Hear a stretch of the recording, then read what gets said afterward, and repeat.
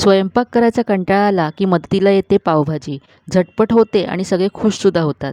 कढईमध्ये इथे मी 1 चमचा तेल आणि 1 चमचा बटर घातलं. यामध्ये भरपूर बारीक चिरलेला कांदा घातला. कांदा ब्राऊन होईपर्यंत परतून घेतल्यानंतर यामध्ये मी पावभाजी मसाला घातला.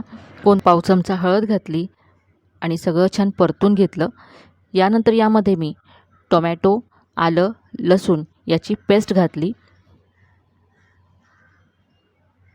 ही पेस्ट तेल सुटेपर्यंत परतून घेतल्यानंतर यामध्ये बारीक चिरलेली शिमला मिरची घातली.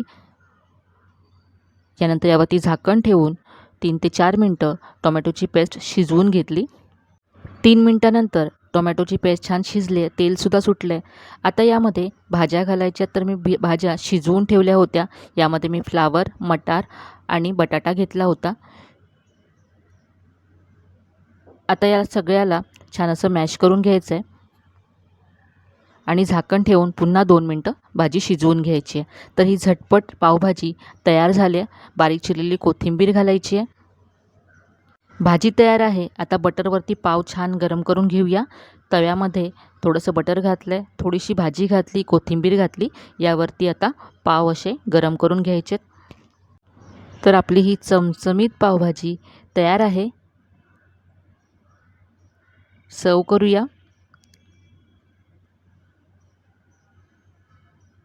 तुम्हालाही आज स्वयंपाक करायचा कंटाळा आला आहे का? चला तर आज पावभाजी नक्की बनवून पहा आणि अशा छान छान रेसिपीजसाठी छायाज रेसिपीजला नक्की सबस्क्राईब करा.